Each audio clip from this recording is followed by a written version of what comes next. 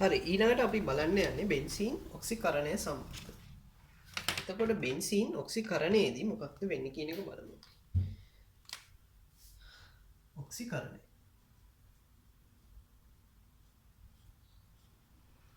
සරලව කිව්වොත් මේකෙදි නම් අපිට දැන් අපි මෙච්චර වෙලා කතා කරපු ප්‍රතික්‍රියාවලදී යන්ත්‍රණ එහෙම භාවිතා වුණා. යන්ත්‍රණ මොනවද කියන එක. නමුත් මෙතනදී අපිට යන්ත්‍රණය කියන එක දැනගන්න අත්‍යවශ්‍ය නැහැ. බෙන්සීන් ඔක්සිකරණයේදී සරලව වෙන්නේ මේ වගේ එකක්. දැන් බෙන්සීන් වලට මෙහෙම සම්බන්ධ වෙලා තියෙනවා. කාබන් අඩංගු සංයෝගය මේ වගේ හිතන්නකො CH3 එක. එතකොට බෙන්සීන් ඔක්සිකරණයේදී අපි භාවිතා කරන ප්‍රබල ඔක්සිකාරකයක් H+ මාත් එකේ MnO4 වගේ එකක්. එතකොට මේකෙන් ලැබෙනවා මේ සංයෝගය. එතකොට මේ මොකද බෙන්සෝයික් අම්ලය නැත්නම් කාබොක්සිලික් අම්ලයක් බවට පත් වෙනවා. එතකොට අපි අර කතා කරා ඔක්සිකරණයේදී අපි පරණ අර්ථ දැක්වීම අනුව ඔක්සිකරණය කියන්නේ මොකද? හයිඩ්‍රජන් අයින් වෙලා ඔක්සිජන් සම්බන්ධ. මෙතනදී පේනවා ඔයාලට මේ කාබන්ට සම්බන්ධ හයිඩ්‍රජන් එකක් හයිඩ්‍රජන් අයින් වෙලා ඒක ඔක්සිජන් සම්බන්ධ වෙලා ඔක්සිකරණයක් සිදු වෙලා තියෙනවා. එතකොට මේකෙදි මතක තියාගන්න ඕන මෙන්න මේ කාබන්ට සම්බන්ධ වෙලා තියෙන හයිඩ්‍රජන් පවතින්න එක අත්‍යවශ්‍යයි මේ ඔක්සිකරණ ක්‍රියාවලිය සඳහා. ඒ කියන්නේ උදාහරණයක් විදිහට මේ වගේ එකක් දුන්නොත් මේ වගේ සංයෝගයක් දුන්නොත්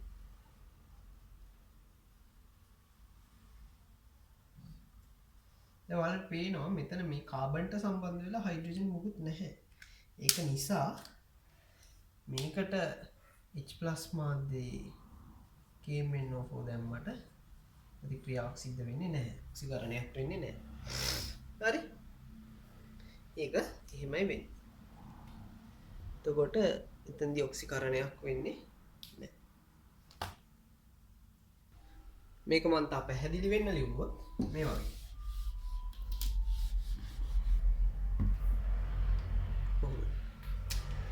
මේ වගේ වෙන සංයෝගයක් ගන්නවා. මේ වගේ හිතන්න. මෙතන H2යි මෙතන CH3 එකයි.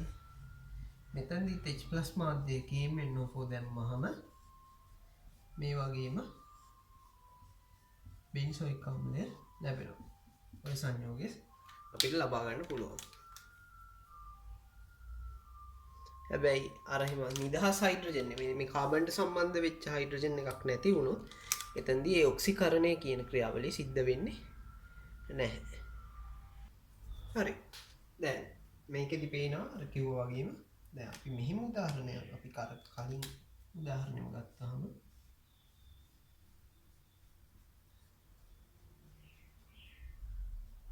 හයිඩ්‍රජන් සම්බන්ධ වෙලා නැත්තම් මේක ඔක්සිකරණය කරන්න බෑ.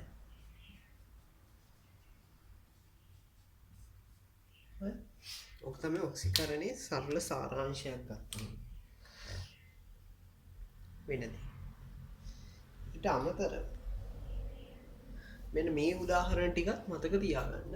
මේවා සමහර විට ඔයාලට වැදගත් වෙන්න පුළුවන් ප්‍රතික්‍රියා සඳහා.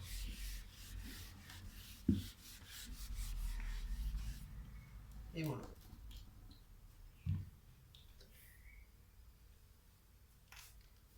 මෙන්න මේක බලන්න මොකක්ද වෙන්නේ කියලා. මෙන්න මේ සංයෝග ටික. CH ද්විත්ව බන්ධනයේ CH2 මෙතන ඇල්කීනයක්. මේක ඇල්කයිනයක්.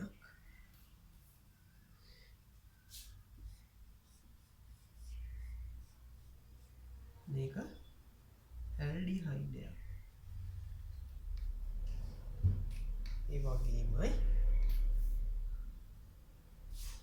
මේක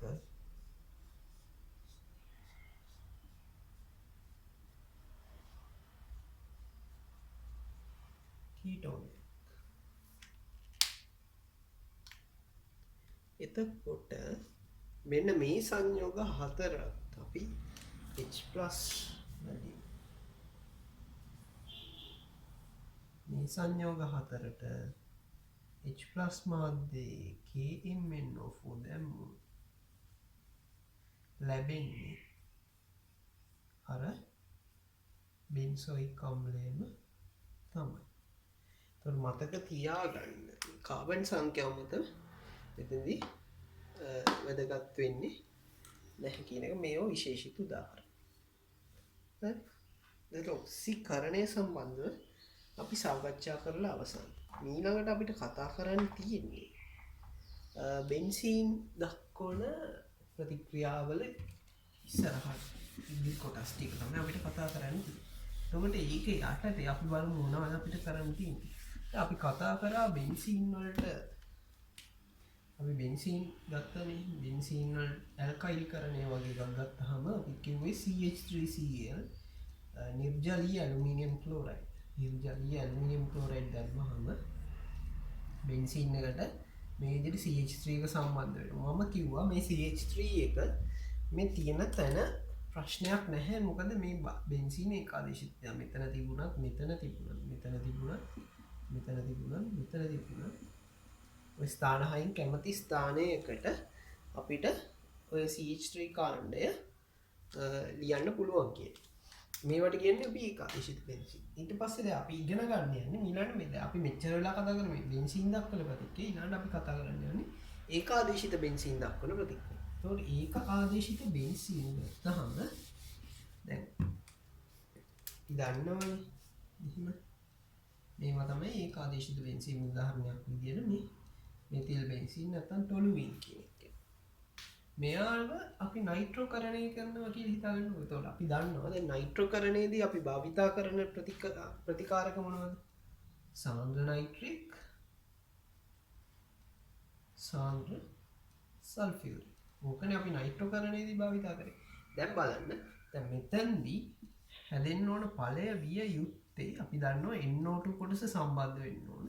මේ NO2 කොටස සම්බන්ධ වෙන ස්ථානය මම මේ කියන එක හොඳට මතක තියාගන්න. NO2 කොටස සම්බන්ධ වෙන ස්ථානය රඳා පවතිනවා මේ CH3 කාණ්ඩය මත. හරි? ඒ කියන්නේ මොකද මේ ඒකාදේශිත බෙන්සීන් වලට දැනටමත් ආදේශ වෙලා තියෙන කාණ්ඩය මත රඳා පවතිනවා අපි ද්විආදේශිත බෙන්සීන් නැත්නම් තව බෙන්සීන් වලට තව කාණ්ඩයක් සම්බන්ධ කරන්න යනකොට ඒ කාණ්ඩය සම්බන්ධ වෙන ස්ථානය මේ කාණ්ඩය මත රඳා පවතිනවා. හරි? එතකොට කියන්නේ මෙතෙන්ට සම්බන්ධ වෙනවද මෙතෙන්ට සම්බන්ධ වෙනවද මෙතෙන්ට සම්බන්ධ වෙනවද මේක රඳා පවතිනවා මෙන්න මෙහා මත. එතකොට ඇත්තටම අපි ගත්තොත් මම මේක පසුව පැහැදිලි කරන්න මේ CH3 කාණ්ඩය නිසා මේ නයිට්‍රෝබෙන්සීන් හැදෙනකොට NO2 කොට සම්බන්ධ වෙන්න ඕනේ එක්ක මෙතෙන්ට. මෙතෙන්ට සම්බන්ධ වෙලා ඵලයක් ලැබෙන්න පුළුවන්. නැත්තම්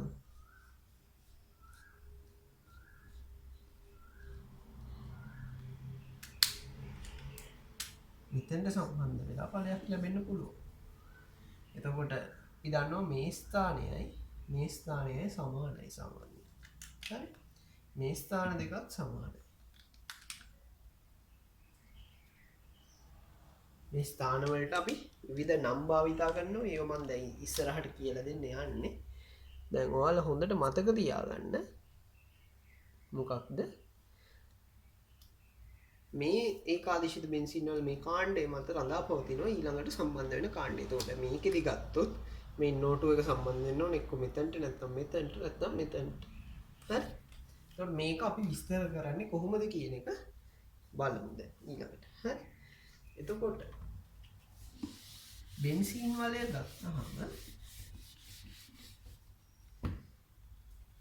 බෙන්සීන් වලේ සැලකුවහම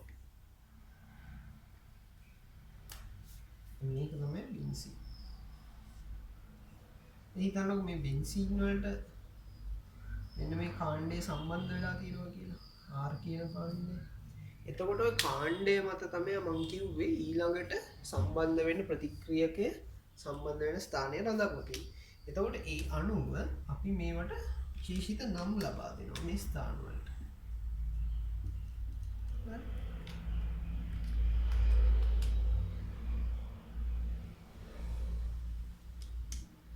මෙයා අණුව තමයි ස්ථානේ නම් කරන්නේ. හරි? එතකොට මෙයාට ළඟින්ම දෙපැත්තේ තියෙන දෙකට අපි කියනවා එන කොළ පාටින් තියෙන ස්ථාන දෙකට කියනවා ඕතෝ ස්ථාන.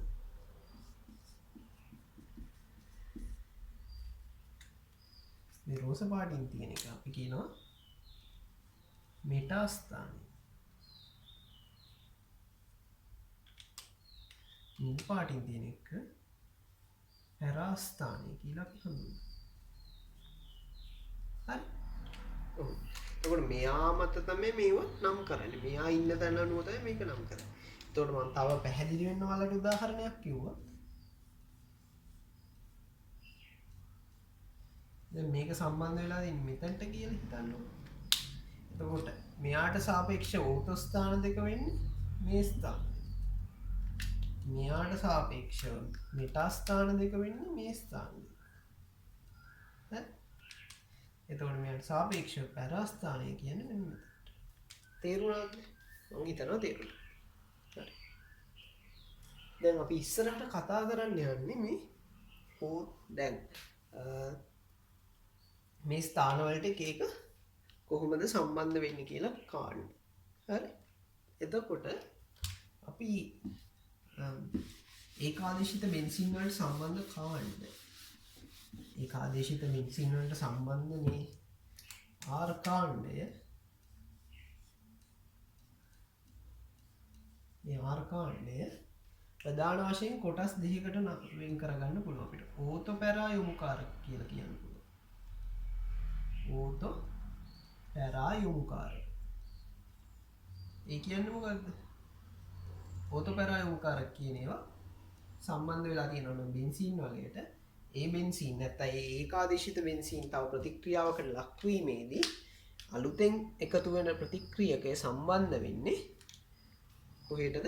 ඕතෝ ස්ථානයට සහ පැරා ස්ථානයට විතර. හරි. අනිත් එක තමයි මෙටා යොමුකාරක. මෙටා යොමුකාරක කියන ඒවා එතකොට මේ විදිහටම ගත්තොත් මොකද්ද? මේ ඒකාදේශිත බෙන්සීන් වලදී මේ ආර් කාණ්ඩය මෙටා යොමුකාරකයක් නම් ඊළඟට මොකක් හරි ඒ බෙන්සීන් ඒකාදේශිත බෙන්සීන් ප්‍රතික්‍රියාවකට ලක්වීමේදී ඒ මෙටා යොමුකාරකය නිසා මේ අලුතෙන් සම්බන්ධ වෙන ප්‍රතික්‍රියක සම්බන්ධ වෙන බෙන්සීන් වල අර මෙටා ස්ථානයට. එතකොට ඔයාලට මේක තේරෙවි. මේක ඉස්සරහට දැන් මම ප්‍රතික්‍රියා ටිකක් වගේ පැහැදිලි කරන්න යනවා. හරි. අපි මුලින්ම බලමු ඕතෝ පැරා යොමුකාරක. ඕතෝ පැරා යොමුකාරක කියන්නේ මොනවද කියලා. හරි. ඕතෝ පැරා යොමුකාරක ගත්තාම ඒවා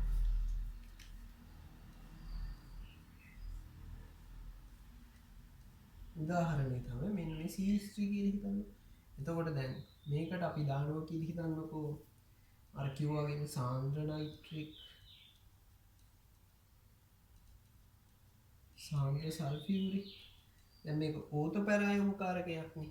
ඒක නිසා මෙයා මේ අපි දන්නවා දැන් මේ ප්‍රතික්‍රියාවේදී බෙන්සීන් වලට සම්බන්ධ වෙන්න ඕනේ NO2 කාණ්ඩය. ඒ NO2 කාණ්ඩයේ සම්බන්ධ වෙන ස්ථානය මෙයා මත තීරණය කරනවා. එතකොට මම කිව්වා දැන් මේ CH3 කියන කාණ්ඩය සාමාන්‍යයෙන් ඕතෝ පැරා යොමුකාරකයක්. එතකොට මොකද්ද වෙන්න ඕන? මේ CH3 නිසා අර NO2 එක සම්බන්ධ වෙන්න ඕන බෙන්සීන් වලේ මේ ඕතෝ ස්ථානයට හා පැරා ස්ථානයට. ඒ කියන්නේ ඕතෝ ස්ථානය කියන්නේ මෙතනට NO2 එක කොහොම එන්න පුළුවන්. නැත්නම් පැරා ස්ථානය කියන්නේ දැන් මේ මෙහෙම එන්නත් මෙන්න මෙතන. මේක තමයි පැරා ස්ථානය. ඒක නිසා අපි මේවට කියන ඕතෝ පැරා යොමුකාරක කියලා. මේ NO2 එක මෙහිම සම්බන්ධ වෙලා තියෙන්නත් පුළුවන්. හොඳද? මේවා.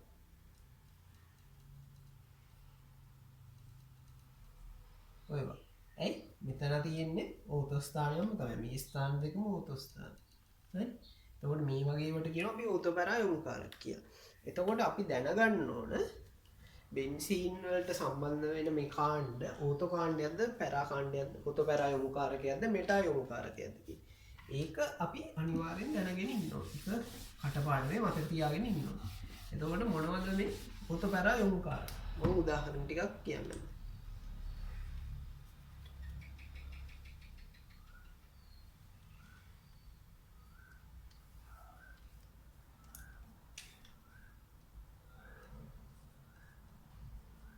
ඕතෝ පැරා යොමුකාරක. උදාහරණ තමයි අර දැන් මම මේ ලියන්නේ ඕතෝ පැරායමු කාරක. ඒ කියන්නේ මේ ආර කාණ්ඩය වෙනුවට ඕතෝ පැරායමු කාරක විදිහට තියෙන උනායි. 7 OH කාණ්ඩ. CH3 කාණ්ඩ. හරි. ඊට පස්සේ ඒ වගේමයි chloride sorry Cl Br I මේ chlorine bromine iodine තියෙන කාණ්ඩ මේ වගේවා ඕතෝ පැරායමු කාරක. සාමාන්‍ය අපි කියන මේ CH3 මේක CH2 CH3 alkyl කාණ්ඩ ඕන එකක් වෙන්න පුළුවන්. ඔය වගේ ඒවා ඕතෝ පැරායමු කාරක. මේ වගේම NH2 ඕතෝ පැරායමු කාරකයක්. ඔය වගේ ඒ ටික මතක තියාගන්න ඕන. හරි. තව උදාහරණයක් තමයි නයිට්‍රජන් ඔහොම සම්බන්ධ වෙලා තියෙන මේ වගේ සංඥා. ඕ අපි ඕතෝ පැරායමු කාරක විදිහට හඳුන්වනවා. හරි. ඕතෝ පැරායමු කාරක. ඊළඟට මෙටායමු කාරක.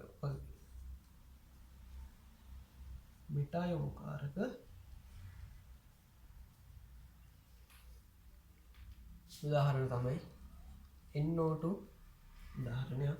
ඒ වගේම මේ කාබන් සමග දිත්ත බන්ධනය වූ තියෙන කාණ්ඩ. ඒ කියන්නේ මේ බෙන්සීන් වලට කෙලින්ම සී දිත්ත බන්ධනය වූ බැඳලා තියෙන කාණ්ඩ ගොඩක් වෙලාවට මෙටායමු කාරක කාණ්ඩ වෙනවා. එතකොට මේ වගේ OH කියන්නේ කාබොක්සිලික් කාණ්ඩයක්, ඇල්ඩිහයිඩ් කාණ්ඩයක්, කීටෝන කාණ්ඩය ඔය වගේ ඕනම එකක් සාමාන්‍යයෙන් මෙටායමු කාරක විදියට ක්‍රියා කරනවා. තව CN කාණ්ඩය සයනයිඩ් ඔය උදාහරණ ටික මතක තියාගන්න ප්‍රධාන වශයෙන්.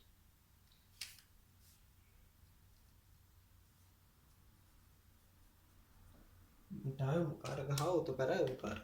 එතකොට අපි දන්නවා ඒකාදේශිත බෙන්සීන් යටතේදී මේ බෙන්සීන් වලයට මේ වගේ කාණ්ඩයක් සම්බන්ධ වෙලා තිබුණොත් මේ R වෙනුවට මේ OH එක තිබුණොත් ඊළඟට සම්බන්ධ වෙන්නේ ඊළඟට ඒකාදේශිත බෙන්සීන් වලේ දක්වන ප්‍රතික්‍රියාවේදී ඊළඟ ප්‍රතික්‍රියකයේ සම්බන්ධ වෙන ස්ථානයේ ඕතෝ පැරා ස්ථානයක් වෙන්න ඕන. මේ ඒකාදේශිත බෙන්සීන්හි R කාණ්ඩය විදිහට මේවා තිබුණා.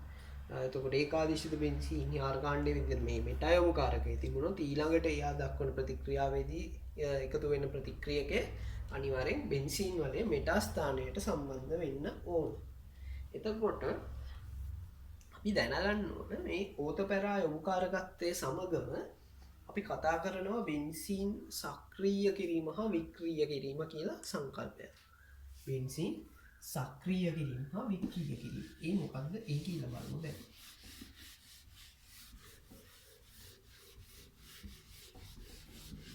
එතකොට බෙන්සීන් සක්‍රිය කරනවා කියන්නේ මොකක්ද? අපි දන්නවා බෙන්සීන් වලට තියෙනවා ඉලෙක්ට්‍රෝන වලාව. 5 ඉලෙක්ට්‍රෝන වලාව. එතකොට මේ R කාණ්ඩය මගින් මේ බෙන්සීන් වලය දෙසට ඉලෙක්ට්‍රෝන යොමු කිරීමක් සිද්ධ කරනවා නම් අපි දන්නවා මෙයා පෙන්වන්නේ ඉලෙක්ට්‍රොෆිලික ආදේශ ප්‍රතික්‍රියා. එතකොට මෙයා ඉලෙක්ට්‍රෝන දායක කිරීමක් තමයි සිද්ධ වෙන්නේ. මෙයා මේ සම්බන්ධ වුණ කාණ්ඩය බෙන්සීන් වලය දෙසට ඉලෙක්ට්‍රෝන යොමු කරනවා නම් අපි ඒ වගේ සංඥා වලට කියන බෙන්සීන් සක්‍රිය කරනවා කියලා. එතකොට මෙයා මගේ ඉලෙක්ට්‍රෝන බෙන්සීන් වලය දෙසට යොමු කරන්න මේ බෙන්සීන් වලට ඉලෙක්ට්‍රෝන දායක කිරීමේ හැකියාව වැඩි වෙනවා. ඒක නිසා අපි කියනවා එතකොට බෙන්සීන් සක්‍රියතාවයට පත් වෙනවා කියලා. එතකොට සක්‍රිය බෙන්සීන් වල ප්‍රතික්‍රියා ශීඝ්‍රතාවය සාමාන්‍ය බෙන්සීන් වලට වඩා ශීඝ්‍රතාවය වැඩි කියලා අපි සලකනවා. එතකොට උදාහරණයක් විදිහට මම මේක කිව්වොත් මේ වගේ. දැන් අපි කතා කරා මේ වගේ. මෙන්න මේ CH3 කාණ්ඩය කියලා හිතනවා. අපි දන්නවා ඇල්කයිල් කාණ්ඩ ඉලෙක්ට්‍රෝන විකර්ෂණය කරනවා. එතකොට ඉලෙක්ට්‍රෝන මේ දෙසට එනවා. එතකොට මොකද්ද වෙන්නේ? මේ බෙන්සීන් වලින් ඉලෙක්ට්‍රෝන දායක කිරීමේ හැකියාව වැඩි වෙනවා. ඒ කියන්නේ මොකද්ද? මේ CH3 වගේ කාණ්ඩයක් සම්බන්ධ වුණාම සාමාන්‍යයෙන් බෙන්සීන් වල සක්‍රිය වෙනවා. හරි. ඒක උදාහරණයක්. එතකොට තව උදාහරණයක් ගමු. තව උදාහරණයක් තමයි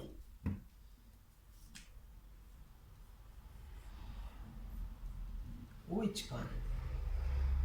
ඉතින් OH කාණ්ඩේ මේ ඔක්සිජන් මත ඉලෙක්ට්‍රෝන තියෙනවා. මේ ඉලෙක්ට්‍රෝන මෙයාට දායක කරන්න පුළුවන් මෙහෙට.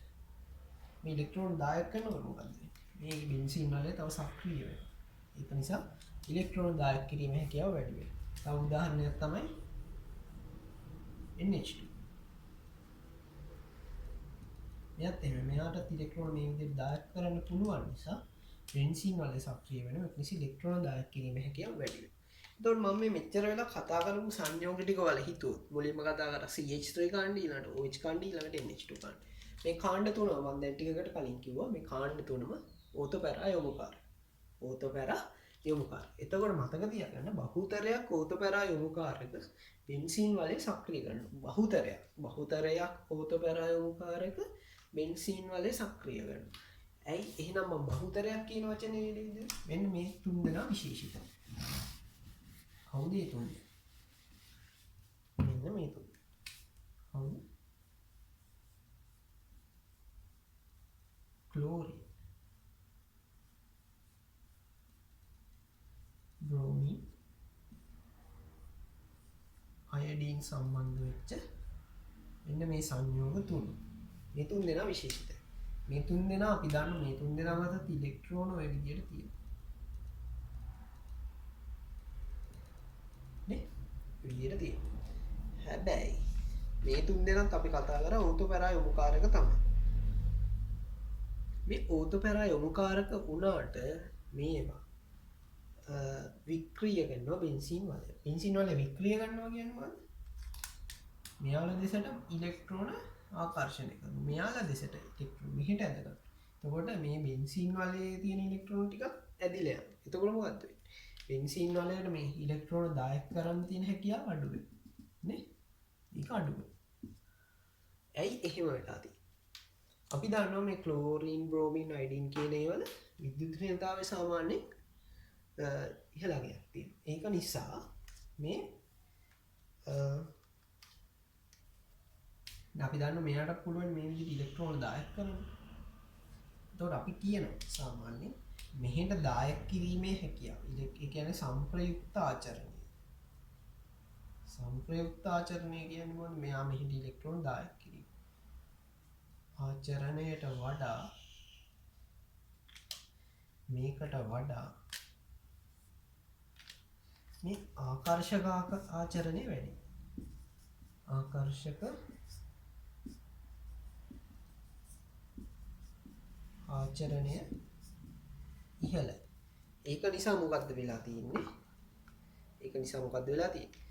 අපි දන්නවා මේකට වඩා මේක ප්‍රබලයි. ඒ කියන්නේ සපල විදියට ඉලෙක්ට්‍රෝන උඩට මේ ක්ලෝරින්, බ්‍රෝමින්, අයඩීන් දෙසට ආකර්ෂණය වෙනවා. එතකොට බෙන්සීන් වලේ සතු ඉලෙක්ට්‍රෝන ඉහළට ඇදෙනවා. කියන්නේ බෙන්සීන් වලේ වික්‍රීය තත්ත්වයට පත් වෙනවා. බෙන්සීන් වලේ වික්‍රීය තත්ත්වයට පත් වෙනවා. හරි? ඔක තමයි මේකේ තියෙන විශේෂත්වය. මේවා ඕතොපැරා යොමුකාරක. හැබැයි ඒක බෙන්සීන් වලය වික්‍රීය කරනවා. එතකොට මම දැන් මෙතනදි කිව්වා වැදගත් කාරණා දෙකක්. මොනවද? ඕතොපැරා යොමුකාරක බහුතරයක් ඕතොපැරා යොමුකාරක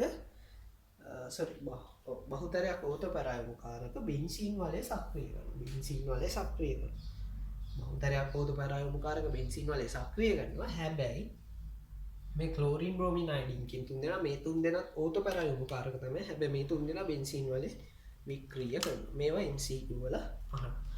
ඊට පස්සේ මෙටා යොමුකාරක ගත්තාම මෙටා යොමුකාරක සියල්ල මෙටා යොමුකාරක සියල්ලම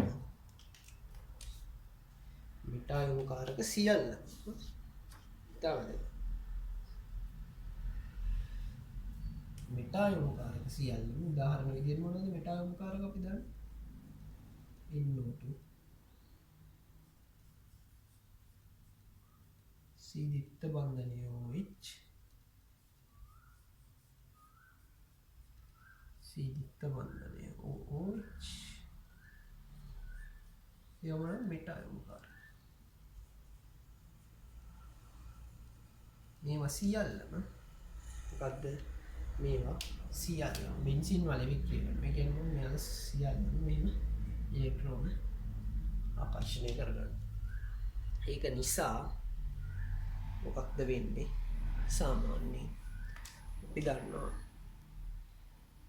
මේක නිසා මේ බෙන්සින් වලේ වික්‍රීය තත්ත්වයට පත් වෙනවා කියලා කියනවා. එතකොට වික්‍රීයක කාණ්ඩ සියල්ල මෙටා යොමුකාරක. ඒ කියන්නේ නැත්තම් මෙටා යොමුකාරක සියල්ල වික්‍රීය කාණ්ඩ වෙනවා.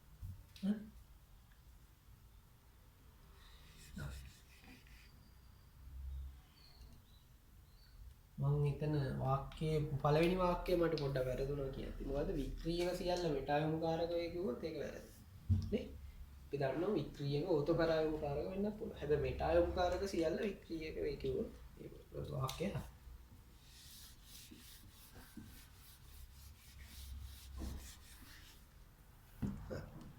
දැන් අපි සක්‍රීයක හා වික්‍රීයක ගතිය කතා කරා.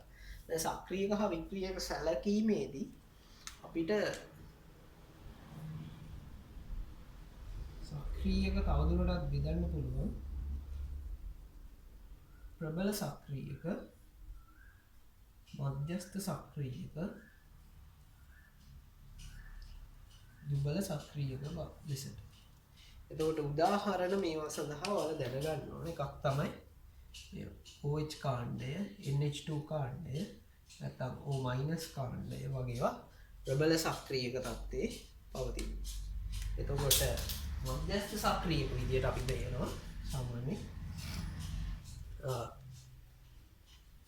OR ඉන්ටර් කාණ්ඩ නැත්නම් ආදේශිත ඒමයිඩ වගේ කාණ්ඩ කියන්නේ මේ වගේ කාණ්ඩ ඒවා මධ්‍යස්ථ සක්‍රීයක බවට අපි හඳුන්වන. ඊට පස්සේ දුබල සක්‍රීයක විදියට CH3 C2H5 වගේ කාණ්ඩ අපිට ප්‍රකාශ කරන්න පුළුවන්.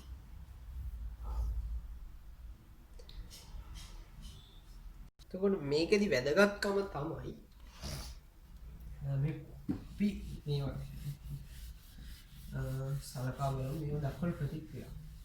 ඊට කලින් ඔයාලගේ විභාගෙදී දැනගන්න ඕන ඔයාලා විභාගයේ ප්‍රශ්න පත්‍රවල මේ වගේ ප්‍රශ්න අහලා තියෙනවා සමහර.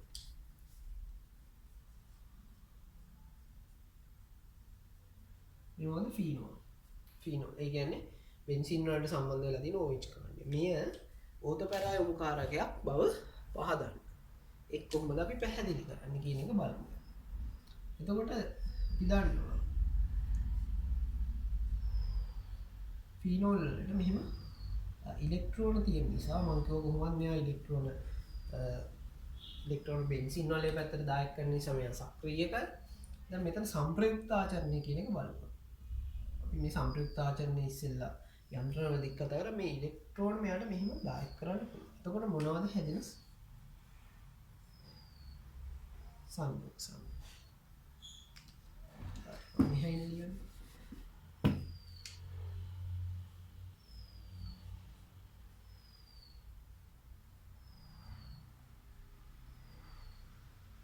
ඒගොල්ලෝ මේ විදිහට ඉලෙක්ට්‍රෝන දානවා. එතකොට මේකේ හැදෙන සංප්‍රයුක්ත ව්‍යුහය මේ වගේ.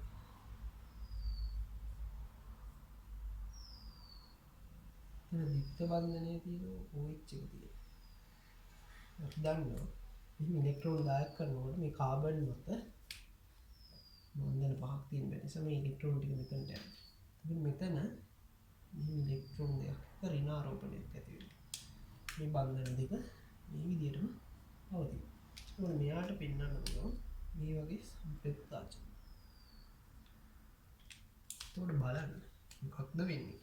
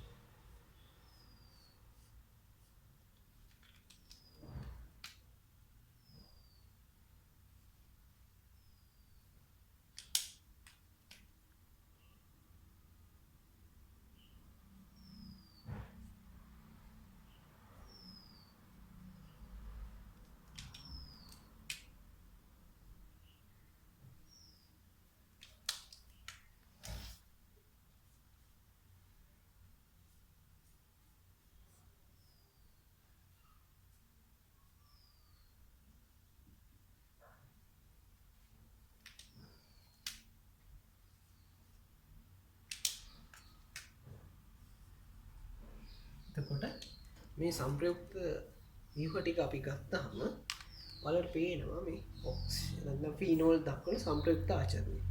දැන් මේ වගේ ඉලෙක්ට්‍රෝන බෙන්සින් වලය තුළට දායක කරන නිසා වලට පේන මෙන්න මේ තැන් බලන්න මේ ස්ථානයේ ඍණාරෝපණයක් පවතින ඉලෙක්ට්‍රෝන ඝනත්වය වැඩි. මෙතන ඉලෙක්ට්‍රෝන ඝනත්වය වැඩි නිසා ඍණාරෝපණයක් පවතින. මෙතන ඉලෙක්ට්‍රෝන ඝනත්වය වැඩි නිසා ඍණාරෝපණයක් පවතින. මේ ස්ථාන තුන මොනවද බලන්න. එතකොට මේ අපි දන්නවා මේ OH කාණ්ඩේ සම්බන්ධ වෙලා තියෙනවා. එතකොට මේ OH කාණ්ඩයට සාපේක්ෂව තමයි අපි ඊතුරු ස්ථාන ටික නම් කරන්නේ. එතකොට අපි දන්නවා මේ ස්ථානය මොන ස්ථානයක්ද? ඕතෝ ස්ථානය. මේ ස්ථානයත් ඕතෝ ස්ථානය. දැන් බලන්න මෙතන මේ ඕතෝ ස්ථාන දෙකේම ඍණාරෝපණ ඝනත්වය වැඩි. ඒ කියන්නේ මොකද? ඉලෙක්ට්‍රෝන ඝනත්වය වැඩි. අපි දන්නවා ඉලෙක්ට්‍රොෆිලික තමයි සම්බන්ධ වෙන්නේ. එහෙනම් ඉලෙක්ට්‍රොෆිලිකය සම්බන්ධ වෙනවා නම් ඉලෙක්ට්‍රෝන ඝනත්වය වැඩි තැනට ඉලෙක්ට්‍රොෆිලිකය පහසුවෙන් සම්බන්ධ වෙනවා.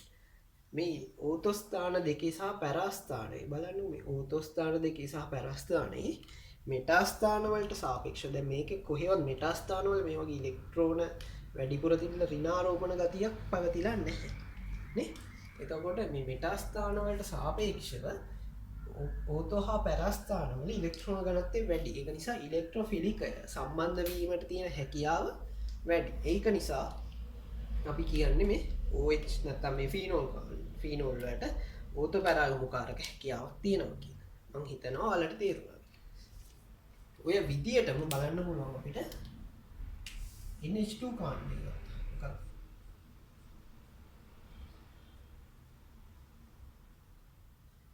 NH2 එයාත් මං කිව්වා ඕතෝ පැරාගමුකාරක. ඒකෙදි මොකද්ද වෙන්නේ? ඒකෙදි මේ විදියටම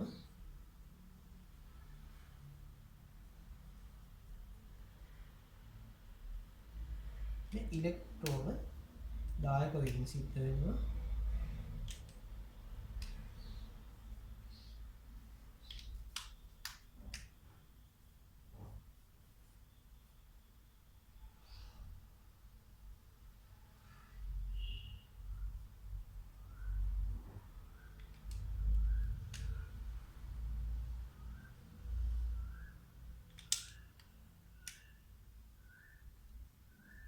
විභාගයේදී ඔයාලගෙන් ප්‍රශ්නයක් ඇහුවොත් ගොඩක් වෙලාවට ව්‍යුහගත රචනා හෝ රචනා ප්‍රශ්න පත්‍රයේ ප්‍රශ්නයක් ඇහුවොත් ඇනිලීන් හෝ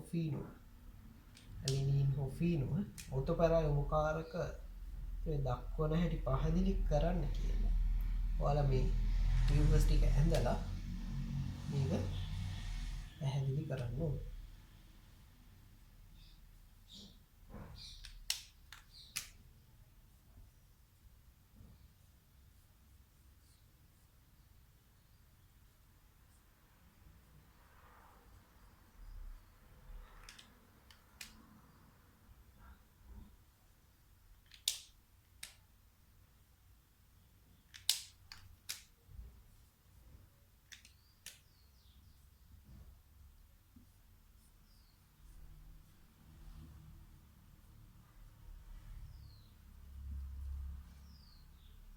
මෙතනත් ඔයාලට පැහැදිලිව පේනවා ඕතෝ ස්ථාන දෙකේ සහ පැරාස්ථානයේ ඉලෙක්ට්‍රෝන ඝනත්වය ඉහළයි මෙටා ස්ථානයට සාපේක්ෂව. ඒක නිසා අපි කියනවා මේවා ඕතෝ පැරා යොමුකාරක කියලා. ඒ කියන්නේ මොකද්ද? ඊළඟට සම්බන්ධ වෙන ප්‍රතික්‍රියකේ සම්බන්ධ වෙන්නේ මේ ඕතෝ හෝ පැරාස්ථාන වලට. හරි.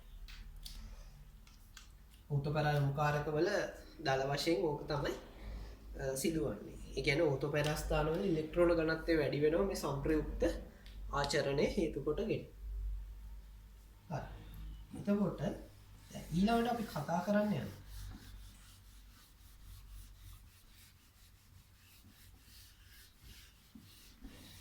යනවා මම කිව්වා මේ OH සහ NH2 කියන ඒවා ප්‍රබල සක්‍රිය කියලා. ප්‍රබල සක්‍රියක නම් සාමාන්‍ය සක්‍රියක වලට වඩා විශේෂත්වයක් තියෙනවා. ඒකනේ යාළුවා ප්‍රබල සක්‍රිය කියන්නේ. ඇයි මේවට ප්‍රබල සක්‍රිය කියන්නේ කියලා බලන්න. යාළුවා ප්‍රබල සක්‍රියක නිසා සාමාන්‍යයෙන් දැන් මේ OH වලට අපි හිතන්නකෝ මේකට හැලජන ආදේශනයක් කරනවා වගේ. එතන මොකද වෙන්න ඕන අපි දන්නවා සාමාන්‍ය ක්ලෝරින් බ්‍රොමින් අයඩීන් වගේ කොටසක් සම්බන්ධ කරනවා නම් ඒකෙදි Cl2 FeCl3 තමයි අපි යොදා ගන්න ඕන ප්‍රතික්‍රියා. අපි දන්නවා සාමාන්‍යයෙන් අපි දන්න බෙන්සීන් පිළිබඳ සාමාන්‍ය දැනුම උපයෝගී කරගත්තොත් එතකොට OH එක ওই විදිහට තියෙනවා. මේක අපි දන්නවා දැන් ඕතෝපැරායුම් කාරකයක් කියලා. එහෙනම් මේ විදිහට OH එකට හරියන්න Cl එකක් මෙතනට නැත්තම් මෙතනට නැත්තම් ඒ කියන්නේ ඕතෝපැරා පළ දෙක ලැබෙන්න පුළුවන්. මේ පළ දෙකම ලැබෙන්න පුළුවන්. සාමාන්‍යයෙන් අපි දන්න දැනුම අනුව. ඇයි මේවා ඕතෝපැරායුම් කාරක නිසා. දැන් මං කිව්වා මේවා ඕතෝපැරායුම් කාරක වගේ මේවා ප්‍රබල සක්‍රිය කියලා. මේවා ප්‍රබල සක්‍රිය. මේ ප්‍රබල සක්‍රිය ගතිය නිසා මේ වගේ දෙයක් නෙමෙයි වෙන්නේ. ඔය වගේ දෙයක් නෙමෙයි වෙන්නේ. මෙන්න මෙහිම දෙයක් සිදු වෙනවා. මේවා ප්‍රබල සක්‍රියකයක් නිසා කෙලින්ම මේ FeCl3 කියන්නේ උත්ප්‍රේරකය නැති වුණත් මේ ප්‍රතික්‍රියාව වෙන්න පුළුවන් සමහර වෙලාවට. එච්චරට මේවා ප්‍රබල සක්‍රියකයි. ඒක නිසා OH තියෙනකොට ඔය විදිහට මේ ස්ථාන තුනටම කෙලින්ම ස්ථාන තුනටම ඔය විදිහට සම්බන්ධ වීම සිද්ධ වෙනවා. ස්ථාන තුනටම සම්බන්ධ. එතකොට ඔයාලට කොහේදීවත් පරිවර්තනයකදී මේ ෆීනෝල් OH කාණ්ඩයට Cl2 FeCl3 හෝ වෙනත් ඕනම ප්‍රතික්‍රියකයක් භාවිත මේ සම්බන්ධ කරන්න ඕන නම් මේ විදිහට ප්‍රතික්‍රියාව පරිවර්තනයේදී ලියන්න බෑ. මොකද OH කියන්නේ ප්‍රබල සක්‍රියකයන් නිසා අනිවාර්යයෙන් මේ ස්ථාන තුනට මේ කියන ඕතෝ ස්ථාන දෙකට හා පැරස්ථානයට අනිවාර්යෙන් සම්බන්ධ වීම සිද්ධ වෙනවා. දැන් ඇනිලීන් ගත්තත් ඒ කියන්නේ NH2 එක ගත්තත් මේ වගේමයි වෙන්නේ. මේකට අපි හිතමු සාන්ද්‍ර නයිට්‍රික් සාන්ද්‍ර සල්ෆියුරික් දැම්මා කියන්නේ. ඒ කියන්නේ නයිට්‍රෝ කරන්නේ. එතනදිත් වෙන්නේ අර වගේමයි. ස්ථාන තුනටම සම්බන්ධ වෙනවා. NO2 කාණ්ඩය.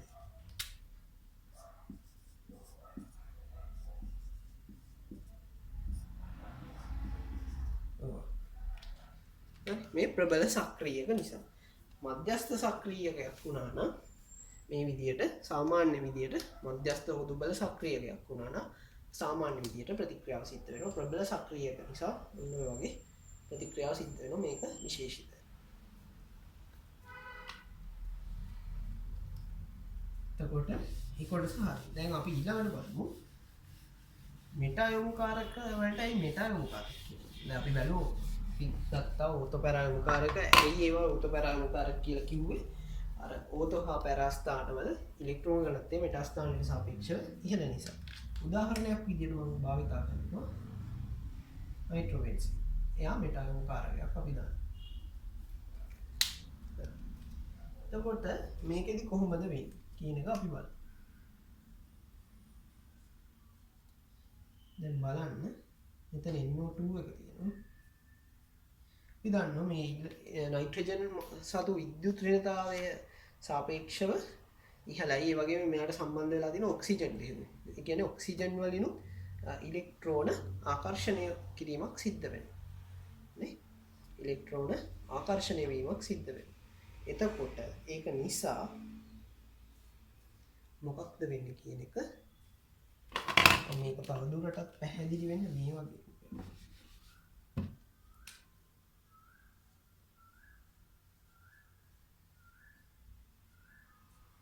මේ NO2 කාණ්ඩයම විහිදලා ඉවත් තියෙන්නේ. අපි දන්නවා මෙයා මත ධන ආරෝපණයක් තියෙනවා.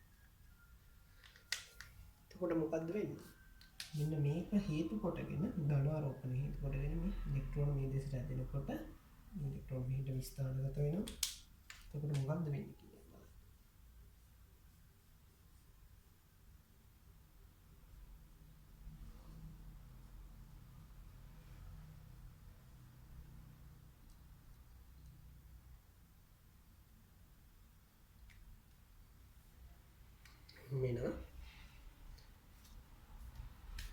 මෙන්න ධනාරෝපණයක් තියෙනවා. ඒ වගේම මේ ඉලෙක්ට්‍රෝන ටික මෙතනට ගිහින් නිසා මෙතන ධනාරෝපණයක් තියෙනවා. එතකොට මේ වගේ සම්ප්‍රයුක්ත යුද්ධය නිරූපණය වෙනවා.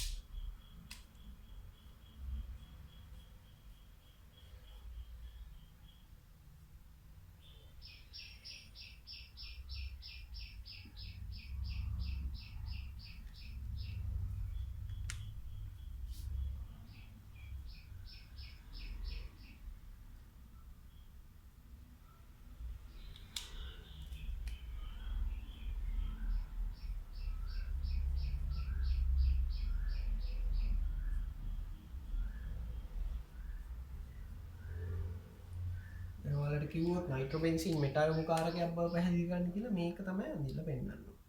එතකොට මෙතන ධනාරෝපණයක් ඇති වෙනවා.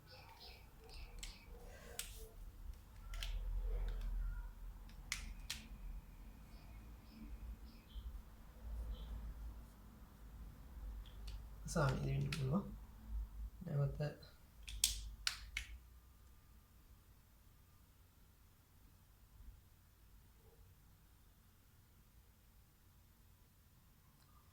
ඉලෙක්ට්‍රෝන මෙතනට આવවම මේ බන්ධනය මෙතනට කැඩීමක් සිද්ධ වෙනවා.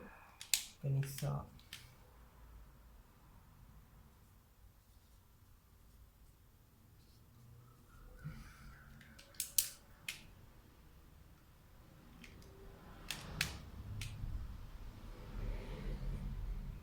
දැන් බලන්න මේකෙදි මේ ස්ථාන ධනාරෝපණ පවතින. මේ ස්ථාන කියන්නේ මොනවද? දැන් මේ අපි දන්නවා NO2 කාණ්ඩයට සාපේක්ෂව මේ තියෙන ඕතෝ ස්ථානේ, මේ තියෙන පෙරස්ථානේ, මේ තියෙන ඕතෝ ස්ථානේ. එතකොට NO2 කාණ්ඩයට සාපේක්ෂව මේ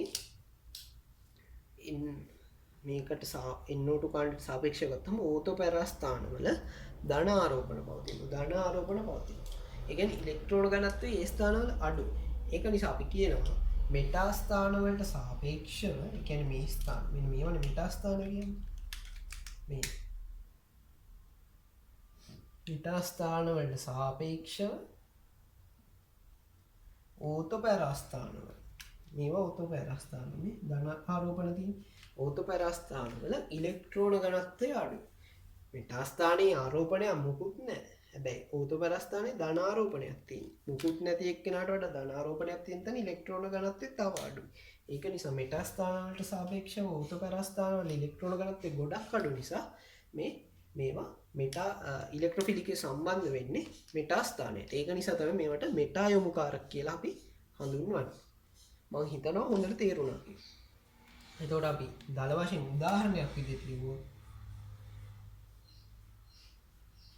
NO2 එක නයිට්‍රෝබෙන්සීන් එක දානවා කියලා හිතන්නකො Cl2FeCl3 මේක කොහොමත් වික්‍රියකනේ. කිව්ව මෙටා යොමුකාරක සියල්ල වික්‍රියක කියලා. එතකොට සම්බන්ධ වෙන්න ඕනේ NO2 එකට සාපේක්ෂව මෙටා ස්ථානයට තමයි සම්බන්ධ වෙන්න ඕනේ. එතකොට ඊට සරලව ඔය ඕතොපෙරා යොමුකාරක හා මෙටා යොමුකාරක කියන සංකල්පය මේ විදිහට පැහැදිලි කරලා දෙන්න පුළුවන්. එතකොට බෙන්සීන් වල මූලික ප්‍රතික්‍රියා යටතේ අපි ඉගෙන ගන්න ඕන මූලික කරුණු සියල්ල කතා කරලා අවසන්. එතකොට අපි කතා කරා මුලින්ම බෙන්සීන් කියන්නේ මොන වගේ ව්‍යුහයක්ද, ඊට පස්සේ බෙන්සීන් වල ප්‍රතික්‍රියා ලාක්ෂණික ප්‍රතික්‍රියා වර්ගය ගැන කතා කරා, ඉලෙක්ට්‍රොෆිලික ආදේශ ප්‍රතික්‍රියා, ඊට පස්සේ සමහර ප්‍රතික්‍රියාවල විභාගයේදී වැදගත් වෙන ප්‍රතික්‍රියා පිළිබඳ අපි යන්ත්‍රණ කතා කරා.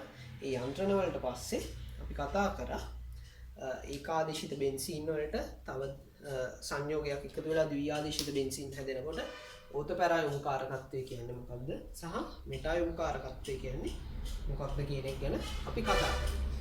මම මේක තව දුරටත් පොඩි විස්තර කිරීමක් කරන්නම්. අර ඔයාලට මතක ඇති දැන් මම කිව්වා ඕතොපැරා යොමුකාරක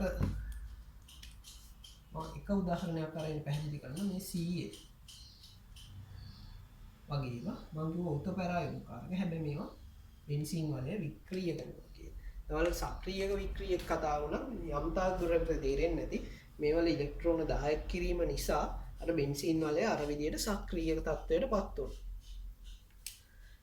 අතන නයිට්‍රෝබෙන්සීන් වලදී නම් නයිට්‍රජන් මගින් ඉලෙක්ට්‍රෝන ආකර්ෂණය කිරීම නිසා බෙන්සීන් වලේ සතු ඉලෙක්ට්‍රෝන ආකර්ෂණය වෙලා ගියා බෙන්සීන් වලේ වික්‍රිය තත්ත්වයට පත් වුණා. අපි කිව්වා දැන් මෙයා ඕතොපැරා යොමුකාරකයක් තමයි. හැබැයි මෙයා වික්‍රියකයක් කියන එක. ඒක අපි පැහැදිලි කරන්නේ අර වගේම ව්‍යුහ ඇඳලා.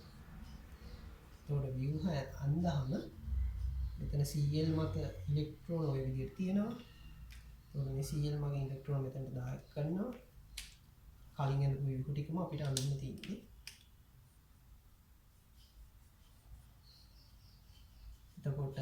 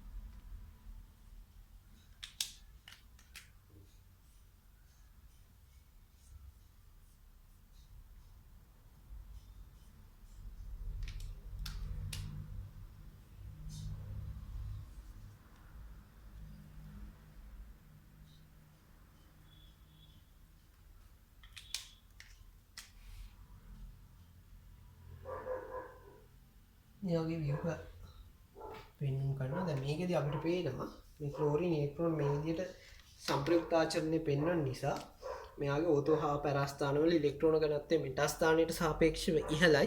ඒක නිසා මේ ඕතෝ පැරායෝමකාරක. හැබැයි මම කිව්ව මුලින්ම මෙයාගේ මේ ඉලෙක්ට්‍රෝන දායක කිරීමේ සංප්‍රයුක්ත ආචරණය කියන්නේ මේ තමයි ඉලෙක්ට්‍රෝන දායක කිරීමේ සංප්‍රයුක්ත ආචරණයට වඩා ඉලෙක්ට්‍රෝන ආකර්ෂණය කිරීම ආකර්ෂක ආචරණය වඩා ඉහළයි. මේක ගොඩක් ඉහළයි.